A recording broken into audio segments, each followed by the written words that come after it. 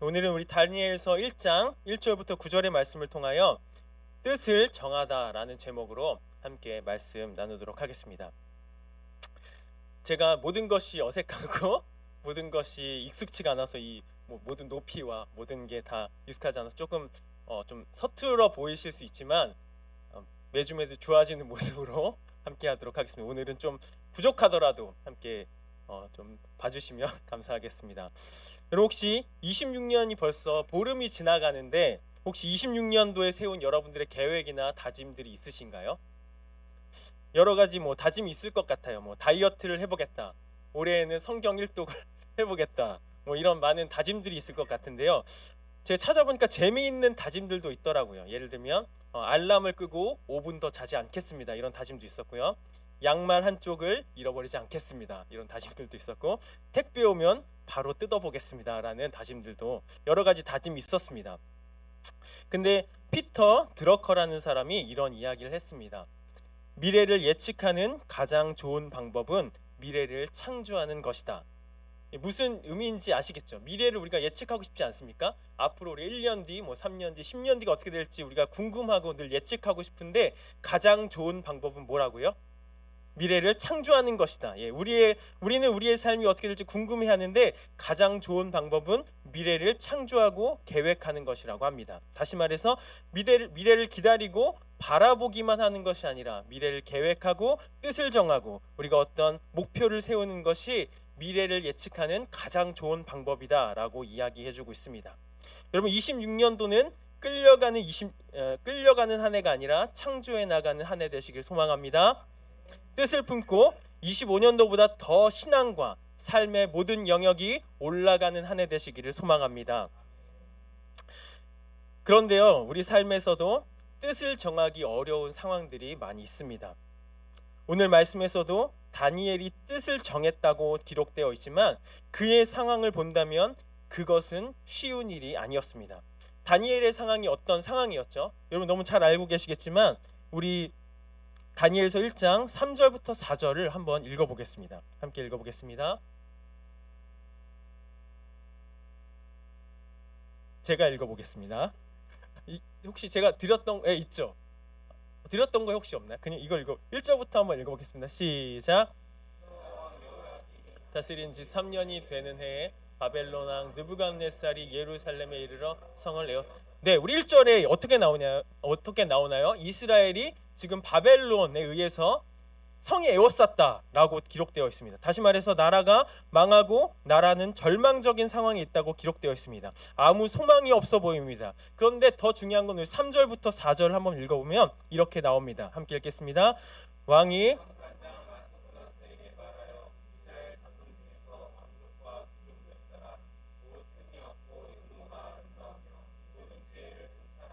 지식에 통달하며 학문에 익숙하여 왕궁에 설만한 소년을 데려오게 하였고 그들에게 갈대아 사람의 학문과 언어를 가르치게 하였고. 아멘.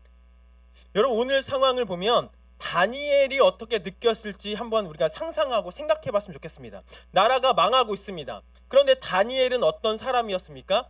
3절과 4절에 보면 다니엘은 왕족 아니면 귀족이었습니다. 대단한 집안의 사람이었던 것 같습니다. 스펙이 굉장히 좋았던 것 같습니다. 그리고 용모가 아름다웠다고 나와 있습니다. 어떻게 생겼는지 잘 모르겠지만 비주얼적으로 잘 관리된 사람이라고 볼 수 있겠죠. 그리고 지혜와 지식은 어땠습니까? 뛰어났다고 기록되어 있습니다. 지혜와 지식이 또 뛰어났습니다. 그리고 학문에 익숙하였다고 기록되어 있습니다. 여러분, 다니엘이 그냥 그런 사람이 아니라 집안도 뛰어나고 스펙도 좋았고 외모도 출중했고 학문에 익숙했던 대단한 사람이었습니다. 그런데 이 삶의 결과, 그가 그렇게 열심히 살았고 학문을 연구했고 익숙했던 그 사람의 결과가 어떻습니까? 포로와 노예의 삶이 되었습니다. 여러분, 얼마나 다윗의 상황이 절망적이었겠습니까? 여러분, 우리의 삶에서도 이런 순간들을 맞이할 때가 있지 않습니까? 우리가 수고하고 노력하고 최선을 다해서 살아왔는데 나름 이 정도면 자기 관리도 열심히 하고 남에게 무시당하지 않는 삶을 살았다고 생각되는데 그 결과를 보니까 무시당하는 삶이 될 수도 있고 철저히 을의 자리에 설 때도 있고 조롱받는 삶의 자리가 됐다면 여러분의 심정은 어떠십니까? 오늘 아마 다윗의 심정이 그런 심정이 아니었을까 생각됩니다. 우리 삶에 찾아오는 절망과 낙심, 그 순간이 우리에게도 늘 있다는 것을 우리는 알 수 있습니다. 그런데 우리는 머리로 너무 잘 알고 있습니다. 예수님을 믿고 수고하고 노력하고 최선을 다해서 열심히 살면 그 결과가 항상 좋습니까? 아니에요. 어느 때는 좌절의 순간도 찾아오고요, 낙심의 순간도 찾아올 때가 있다는 것을 우리는 머리로 잘 알고 있습니다. 그렇죠. 예수님을 잘 믿고 수고하고 노력하고 최선을 다해서 살아도 좌절의 순간은 반드시 오고 낙심의 순간은 온다는 건 우리 머리로는 잘 알고 있지만, 이것이 현실이 된다면, 여러분의 삶의 결과가 현실로 다가온다면 여러분 어떠시겠습니까?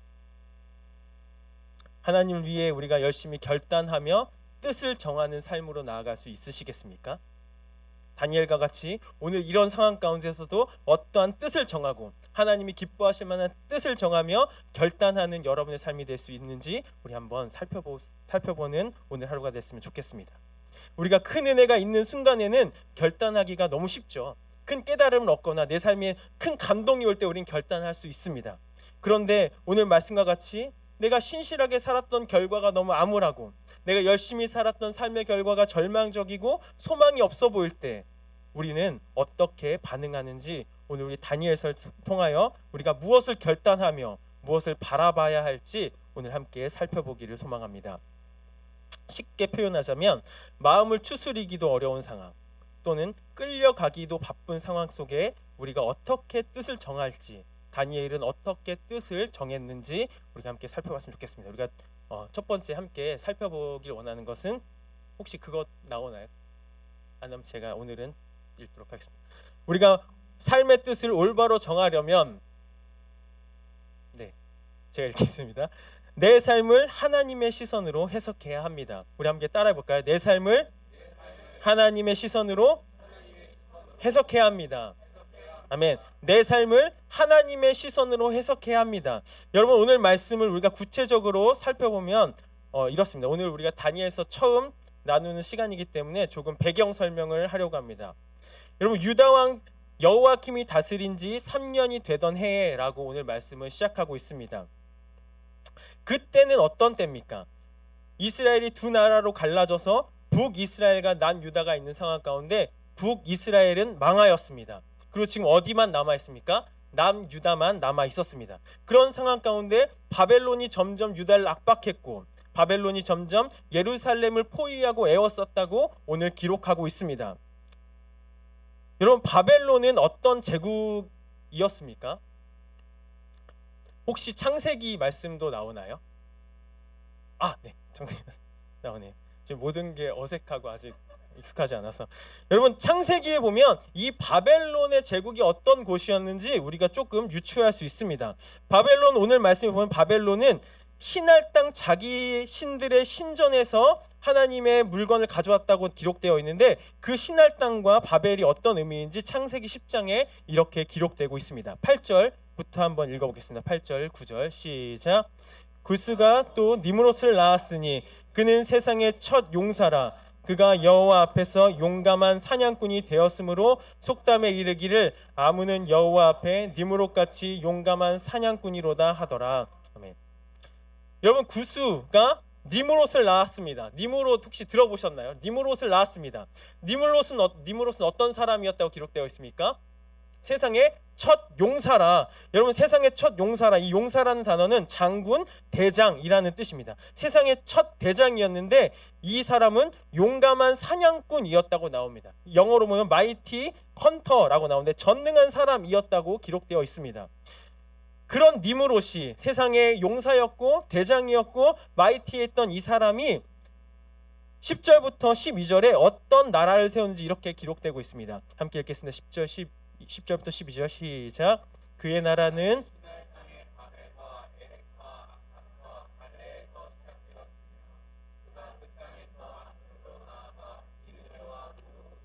갈라와 및 니누에와 갈라 사이에 레센을 건설하였으니 이는 큰 성읍이라. 아멘. 니므롯이라는 사람이 있었습니다. 니므롯이라는 사람이 세상의 큰 용사였는데 이 사람이 그의 나라를 세웠습니다. 그의 나라가 어디서부터 시작되었다고 써 있습니까? 시날 땅에서부터 그의 나라를 점점, 우리가 계속 읽었죠. 점점 큰 나라를 만들어서 큰 성읍을 지었습니다. 이게 10장에 나옵니다. 그 나라를 11절에 뭐라고 부릅니까? 바벨이라고 부릅니다. 니무롯이 자신의 능력으로 큰 성을 완성하고 하나님이 흩어지라고 말씀하셨지만 흩어지지 않을 강대한 나라를 세웠는데 그것이 바벨이었습니다. 그래서 오늘 우리가 읽었던 다니엘 말씀에 바벨론의 느부갓네살 왕이 지었던 바벨론이 시날 땅에서부터 그의 영역을 펼쳤다고 기록되어 있습니다. 그러면 바벨론의 침공은 이 말씀을 아는 사람들, 이스라엘 백성들 어떤 이미지로 다가왔을까요? 하나님을 대적했던 나라, 하나님을 대적했던 그 나라가 지금 하나님의 나라를, 하나님의 왕국을 에워싸고 있는 모습, 이게 연상이 되었겠죠. 그러면 지금 이스라엘 백성들의 기도의 제목은 무엇이었을까요? 무엇이었을까요? 하나님, 적어도 세상에 망하진 않아야 되지 않습니까? 적어도 바벨론은 아닙니다. 하나님을 대항했던, 그 하나님을 흩으셨던 그 바벨론에게 우리가 질 수는 없습니다. 특별히 이 말씀을 모르더라도 이 당시에 나라의 전쟁들은 신과 신의 전쟁으로 여겼습니다. 그러니까 우리가 하나님을 믿는 하나님을 신으로 섬기는 이 나라가 이방의 나라에게 진다는 건 바로 무엇의 패배입니까? 하나님의 패배로 느껴지는 거예요. 그래서 아마 간절히 기도했을 겁니다. 하나님, 지금 바벨론이 에워싸고 있지만 그 나라가 이기지 못하게 하여 주옵소서. 우리가 하나님 손으로 인도받기 원합니다. 하나님께서 구해주시길 원합니다. 아마 간절히 기도했을 것입니다. 여러분, 여호야킴의 뜻이 무엇인지 아십니까? 김여호와 씨가 아니고요. 여호와 쿰이라는 뜻입니다. 여호와 쿰. 여러분, 우리가 쿰이라는 단어를 들어봤을 텐데 쿰이 뭐죠? 달리다 쿰, 일어나라. 여호와께서 일어나게 하실 것이다 라는 이름이에요. 그러니까 얼마나 이스라엘 백성들이 바벨론이 에워쌀 때 간절히 기도했겠습니까? 하나님, 적어도 하나님이 살아계시니까 우리는 절망적인 상황은 되지 않을 겁니다. 얼마나 간절히 기도하고 믿었겠습니까? 하나님, 하나님의 살아계심을 보여주세요. 하나님의 능력을 보여주세요. 하나님, 적어도 저 세상의 나라 바벨론의 손에 의해서 이 나라가 망하지 않을 줄 믿습니다. 기도하지 않았겠습니까? 기도했을 거예요. 그런 소망이 아주 간절히 담겨 있었을 것입니다. 그런데 지금 이스라엘이 어떻게 되었습니까? 망했습니다.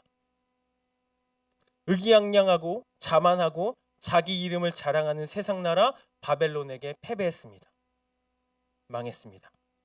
우리는 그런 삶의 절망 속에서 무엇을 보고 계십니까? 하나님, 나는 하나님을 붙잡고 이렇게 열심히 살았는데, 내가 얼마나 하나님께 열심히 기도했는데, 난 얼마나 하나님 안에서 이렇게 열심히 살았는데, 그런데 결과는 누가 승승장구합니까? 자기 이름을 내고 하나님을 대적하는 저 악한 사람이, 하나님을 조롱하고 자기의 힘을 과시하는 저 나라가 왜 이기는 겁니까? 왜 앞서 나가는 것입니까? 왜 승리하고 그들이 성공하게 내버려 두십니까? 이것이 우리의 마음이고 이스라엘의 마음 아니었겠습니까? 얼마나 절망이 되었겠습니까? 얼마나 낙심이 되었겠습니까? 하나님, 내가 성공을 바란 건 아니지만 그래도 열심히 산 것에 대한 보응은 해주셔야죠. 하나님, 그래도 저렇게 악하고 자기밖에 모르는 세상이 성공하게 놔두지는 마셔야죠. 이것이 우리의 마음 아니겠습니까? 절망이 되고 원망이 찾아오는 것이 당연한 일일 것입니다. 그런데 다니엘은 조금 달랐습니다. 다니엘의 시선은 조금 달랐던 것 같습니다. 다니엘은 이 사건을 하나님의 실패, 하나님의 백성의 좌절로 보지 않았습니다. 그는 이렇게 보았습니다. 우리 다니엘서 1장 2절을 함께 살펴보겠습니다. 2절입니다. 같이 읽겠습니다. 제가 읽겠습니다. 제가 물을 너무 많이 마셔서 죄송합니다. 그래도 또 마시겠습니다. 목이 굉장히 타네요. 네, 아니지만 2절 제가 읽겠습니다. 나왔습니다. 같이 읽겠습니다. 시작. 주께서 그릇 얼마를 그의 손에 넘기심에 아멘. 다니엘의 시선은요, 나라가 빼앗긴 게 아니었습니다. 그들이 패배한 게 아니었습니다. 그들이요 끌려간 게 아니었습니다. 다니엘의 시선은 하나님께서 그들을 옮기셨을 뿐입니다. 주께서 유다 왕 여호야김과 하나님의 전 그릇 얼마를 그의 손에 넘기신 것뿐이었습니다. 그의 시선은 패배가 아니었고 하나님의 계획이었습니다. 그들은 끌려온 적이 없습니다. 그들은 기회를 놓친 적이 없습니다. 다만 하나님의 보내신 그 자리에 있을 뿐입니다. 그것이 다니엘의 시선이었습니다. 다니엘의 시선은 확실했습니다. 여러분, 우리의 계신 자리가 하나님이 보내신 자리이심을 믿으십니까? 여러분이 열심히 살아갔던 그 자리가, 아니면 또 쫓겨 있는 것 같은 그 상황이 하나님의 징계가 아니라, 우리의 죄 때문에 버림받은 자리가 아니라 오늘도 신실하신 하나님이 인도하고 계신 그 자리인 줄 믿으십니까? 그것이 다니엘의 시선인 줄 믿습니다. 그리고 우리의 시선이 되어야 할 줄 믿습니다. 나는 여전히 하나님의 계획 안에 있고, 나는 여전히 하나님의 통치 아래 있고, 나는 여전히 하나님이 원하시는 뜻을 이루는 과정 가운데 있는 그 상황임을 보는 눈이 우리에게도 필요한 줄 믿습니다. 여러분, 제가 최근에 가장 많이 묵상하는 단어가 있는데요. 이런 단어입니다. 아까 잠깐 같이 초조하네요. 같이 읽겠습니다. 시작. 영원에 잇대어 살아가기. 아멘. 영원에 잇대어 살아가기. 잇대어라는 단어를 요즘 많이 사용 안 하죠. 거의 사용 안 하는데 찬송가 9장에 이런 찬양이 있습니다. 1절에 이렇게 시작합니다. 찬송가 9장 1절에 하늘에 가득한 영광의 하나님, 온 땅에 충만한 존귀하신 하나님. 하나님께서는 하늘에 가득한 영광의 하나님이시고 온 땅에 충만한 존귀하신 하나님이라고 기록하고 있습니다. 그리고 4절에 이제 찬송가 9장의 문을 이렇게 하늘에 계신 영광의 하나님, 땅에 충만하신 하나님을 고백하고 4절에는 이렇게 기록하고 있습니다. 4절 함께 읽겠습니다. 시작. 주 앞에 나올 때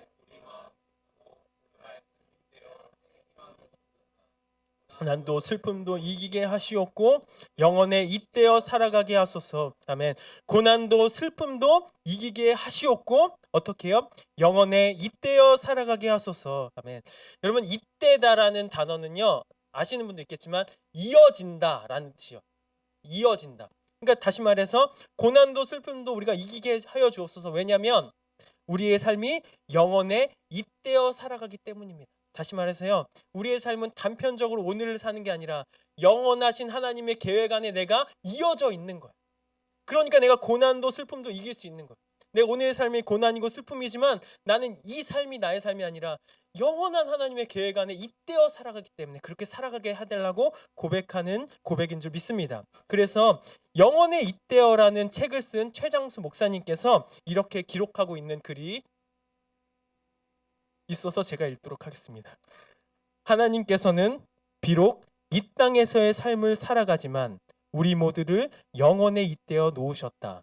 단순히 죽지 않는 삶을 허락하신 것이 아니라 진정으로 가치 있는 삶을 허락하신 것이다. 우리 삶은 영원에 잇대어 있기 때문에 우리 삶의 어느 순간에도 가장 가치 있는 삶을 허락하신 줄 믿습니다. 그것이 영원에 잇대어가는 삶인 줄 믿습니다. 그래서 우리의 삶은 단순히 이 땅에 살아가는 현실을 살아가는 삶이 아니라 우리의 삶을 처음부터 계획하셨고 앞으로의 모든 삶을 인도하실 하나님의 그 영원하심에 잇대어 있는 줄 믿습니다. 이런 삶을 살아갔던 또 한 사람이 성경에 나오고 있습니다. 우리가 너무나 잘 알고 있는 요셉이라는 사람입니다. 여러분, 요셉 너무 잘 알고 계시죠? 뭐 설명할 필요도 없겠지만 요셉이 잘못한 게 뭐죠? 고자질한 거? 고자질 안 하시나요? 죄송합니다. 죄송합니다. 저격 이런 건 아니었고 말이 헛나왔습니다. 여러분, 요셉이요 그렇게 크게 잘못한 게 없었습니다. 하나님이 꿈을 주셨고 꿈을 주셨고 그 꿈을 말한 것뿐입니다. 그리고 하나님 아버지가 그를 사랑했습니다. 그렇죠? 그냥 사랑을 받았습니다. 그게 큰 죄인가요? 요셉의 삶은 별로 잘못한 게 없습니다. 차라리 더 하나님께 가까이 매달리는 삶이었고 하나님이 함께 하시는 삶이었습니다. 그의 인생에 범죄는 없었습니다. 그런데 그의 삶이 왜 이렇게 고난입니까? 왜 이렇게 어려움이 있습니까? 왜 이렇게 좌절이 자꾸 찾아옵니까? 요셉도 아마 그 삶 가운데 좌절을 느끼고 고난을 느끼고 절망을 느꼈을 것입니다. 그런데 요셉이 깨달은 게 있습니다. 요셉이 마지막에 창세기 50장 마지막에 자신의 인생을 이렇게 고백합니다. 우리 50장 20절입니다. 함께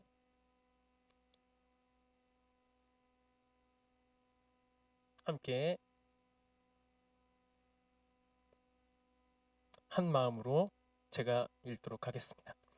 당신들은 나를 해하려 하였으나 하나님은 그것을 선으로 바꾸사 오늘과 같이 많은 백성의 생명을 구원하게 하시려 하셨나니. 아멘. 그의 형제들은 그를 미워했지만 당신들을 날 미워해서 그렇게 했지만 그가 깨달은 것이 하나님의 시선에서는 하나님이 이스라엘 백성을 살리시려고 나를 보내셨다고 그가 고백하고 있습니다. 그래서 하나님께서 허락하신 그 모든 순간이 선으로 바꾸신 순간이란 것을 그는 깨달았습니다. 하나님의 계획을 깨닫고 나니까 나의 삶의 모든 사건이 하나님의 선이셨음을 고백하는 그 고백을 오늘 요셉이 하고 있는 줄 믿습니다. 이게 하나님의 영원하신 계획 속에 잇대어 살아가는 모습인 줄 믿습니다. 여러분의 삶을 오늘도 나의 삶의 그 조각에 한정짓지 않고 그 조각으로 해석하지 않으시고 영혼에 잇대어 해석하는 여러분들이 소망합니다. 나의 모든 삶을 하나님께서 인도하셨고 나의 앞으로의 삶을 하나님께서 인도하실 걸 믿으며 그 영혼에 잇대어 내가 한 걸음 한 걸음 그 섭리 가운데 살아가는 저와 여러분 되시길 소망합니다. 여러분, 그래서 칼빈이라는 사람은 이 세상을 뭐라고 이야기했냐면, 칼빈은 이 세상을 하나님의 영광을 선포하는 하나님의 극장과 같다라고 불렀습니다. 뭐라고요? 하나님 영광을 선포하는 하나님의 극장이라고 불렀습니다. 여러분, 하나님의 극장 안에 누군가는 고난을 받는 역할도 있을 것이고 누군가는 빌런도 있을 것이고 누군가는 주인공으로 잘 나간 인생도 있을 것입니다. 그러나 하나님이 감독이시기 때문에 그 삶에 실패는 없는 줄 믿습니다. 나의 삶이 고난의 삶인 것 같고 나의 삶이 어려움인 삶인 것 같지만 그 어려움과 갈등이 하나님의 극장에 가장 아름다운 극을 빛내줄 역할이라면 그 역할이 가장 영광스러운 역할인 줄 믿습니다. 나의 삶에 찾아온 어려움이, 나의 삶에 찾아온 고난이, 내가 해석할 수 없는 절망과 어려움이 하나님의 그 극장 안에 가장 빛나는 한 장면인 줄 깨닫는 저와 여러분 되시길 소망합니다. 두 번째 나누고 함께 나눠 좋겠습니다. 두 번째입니다. 다니엘이 그의 뜻을 올바로 정할 수 있었던 두 번째 이유는 함께 따라해 보겠습니다. 나를 더럽히는 것이 무엇인지 알아야 합니다. 나를 더럽히는 것이 무엇인지 알아야 합니다. 오늘 다니엘 1장 8절에 이렇게 기록되어 있습니다. 함께 읽겠습니다. 시작. 다니엘은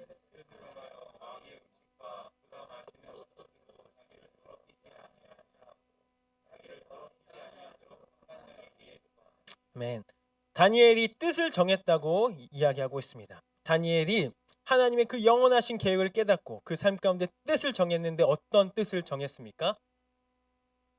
왕의 음식과 그가 마시는 포도주로 그를 더럽히지 않겠다고 오늘 결단하며 뜻을 세우고 있습니다. 여러분, 다니엘이 어떤 뜻을 정했다고요? 왕의 음식을, 간단히 말하면 왕의 음식을 먹지 않겠다고 선언했습니다. 여러분, 생각보다 성경 안에는 음식과 관련된 일들이 많이 있습니다. 여러분, 인간의 최초의 타락이 무엇이죠? 선악과를 먹어서, 그렇죠? 선악과를 먹어서 범죄하였습니다. 노아는 무엇을 잘못했죠? 포도주를 마셔서. 여러분, 사도행전에 보면요, 이방인들을 막 전도했습니다. 근데 이방인들을 전도했더니 무슨 문제가 생겼습니까?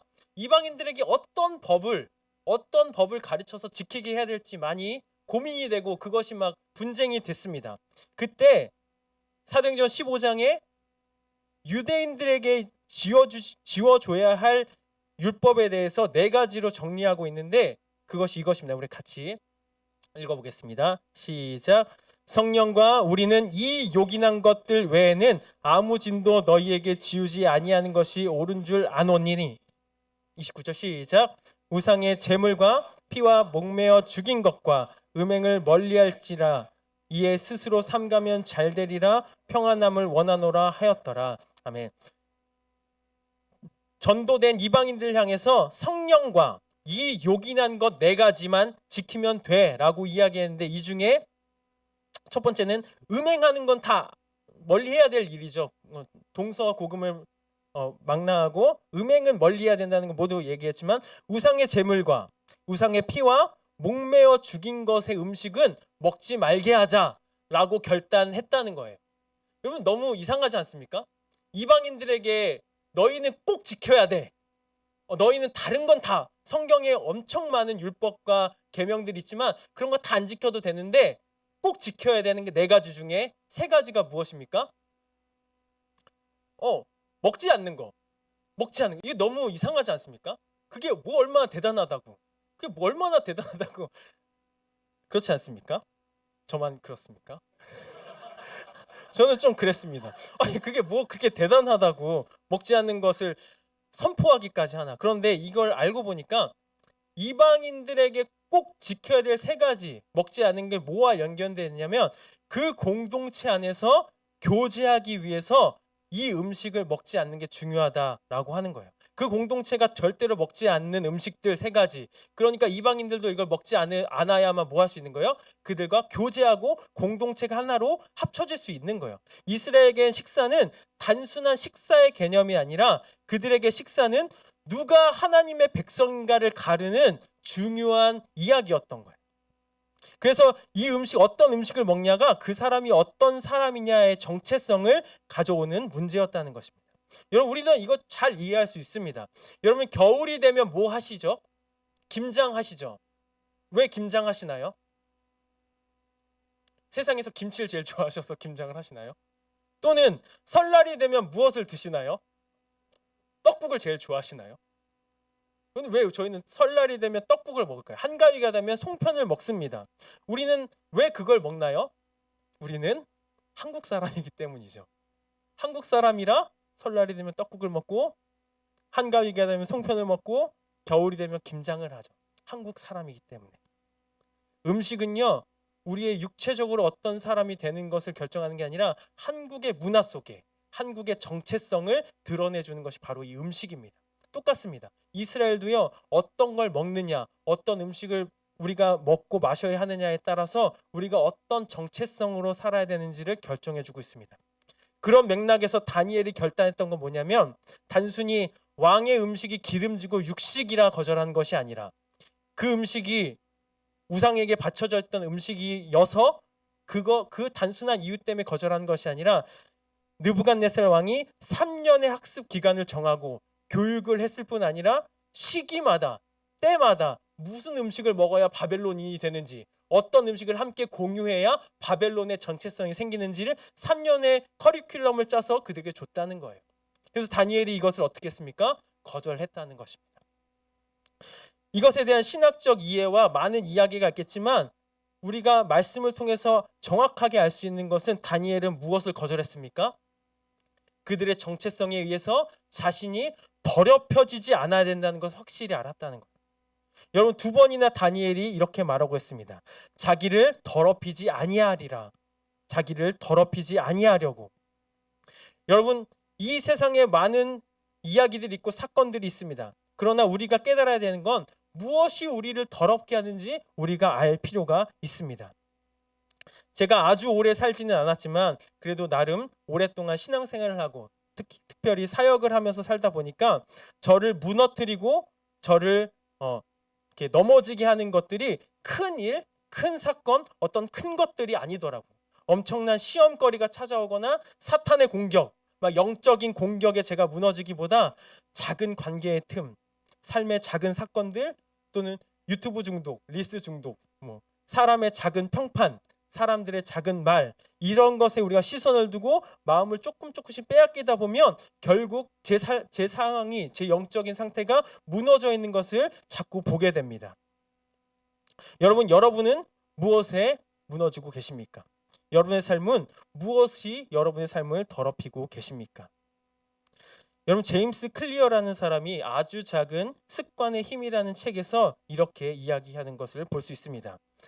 당신은 목표 수준까지 올라가지 않고 당신의 시스템 수준까지 떨어집니다. 시스템이라고 표현했지만 여기서 습관을 이야기하고 있습니다.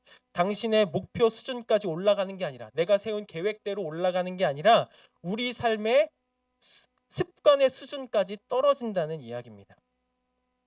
여러분, 어떤 이야기냐면 이완 목사님께서 함께 한번 말씀하신 적이 있는데, 저는 굉장한 콜라 중독자였습니다.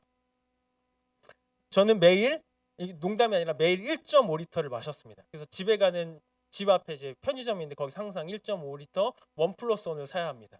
돈이 많지 않기 때문에 항상 1+1을 사서 이틀꼴로 매일 마셨습니다. 그리고 치킨을 먹을 때 보통 여러분 어떻게 드시죠? 치킨을 먹고 싶어서 시키시죠. 저는 콜라를 마시려고 치킨을 시킵니다. 그래서 콜라를 다 마시면 치킨을 먹지 않습니다.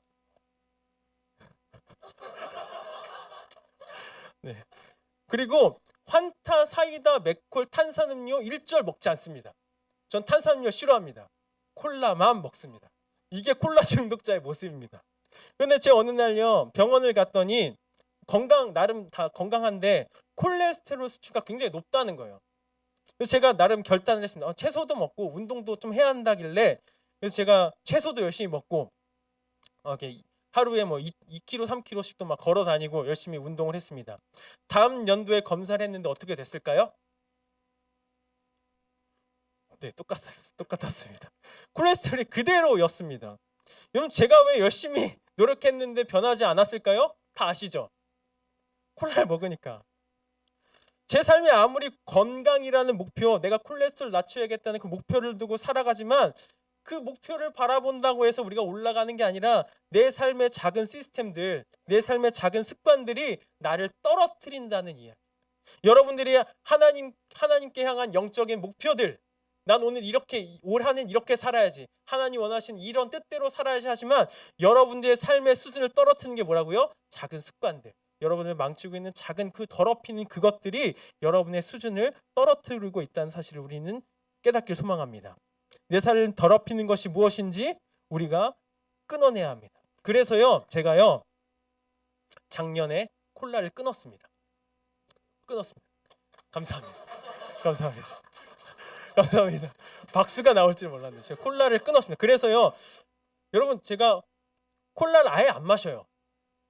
그래서 막 치킨, 햄버거, 피자 먹을 때 막 콜라를 주잖아요. 한 잔, 두 잔 마실 수는 있죠. 마실 수 있지 않습니까? 근데 전 마시지 않아요. 왜요? 전 저를 아니까. 제가 얼마나 중독자인지. 제가 한 잔 마시면 지금도 저는 콜라가 생각나거든요. 우리 안에 콜라가 있었으면 좋겠습니다. 저는 콜라에 얼마나 중독돼 있고, 그걸 한 번 마시면 내가 얼마나 더러워질 줄 전 아니까 전 한 잔, 두 잔도 허용하지 않아요. 여러분, 여러분의 삶에 이건 괜찮잖아. 음식 좀 먹는 거 어때? 왕의 음식 좀 먹으면 안 됩니까? 우리 삶에 너무나 괜찮은 것들이 있는데 내 삶을 더럽히는 건 내가 알잖아요. 내가 무엇에 무너지고 있는지, 내가 무엇 때문에 내 신앙이 자꾸 좌절되고 수준이 떨어지고 있는지 우리는 알잖아요. 그럼 우리는 어떻게 해야 됩니까?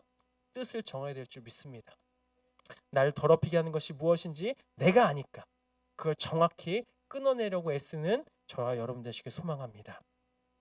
남들은 다 괜찮다고 하고 여러분이 그래 괜찮아, 신앙생활에도 그건 괜찮아, 그렇게 살아도 돼, 그건 별일 아니야 하지만 여러분, 내가 안 그 더럽히는 죄들, 나는 나를 더럽히지 아니하려고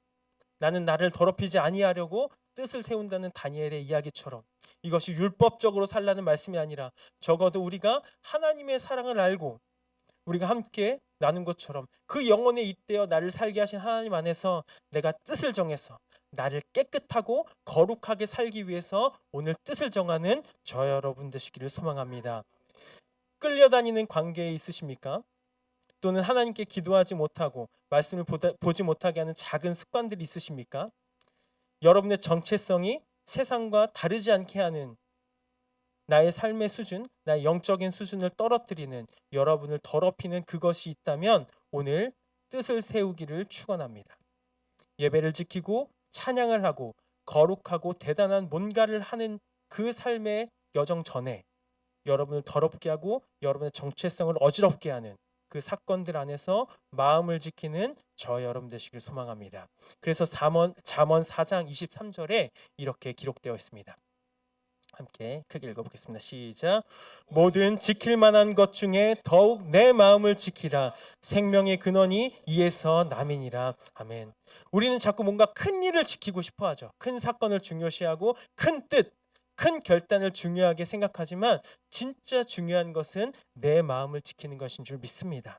신앙생활을 하면서 내가 믿으면서도 내가 해야 할 일들은 나를 더럽히는 작은 사건들, 내 마음을 빼앗아가는 그 작은 생각들, 나의 삶을 어지럽히는 그 작은 습관들을 끊어내며 뜻을 정할 수 있는 힘을 허락하여 달라고 기도하는 저와 여러분의 삶이 되시길 소망합니다.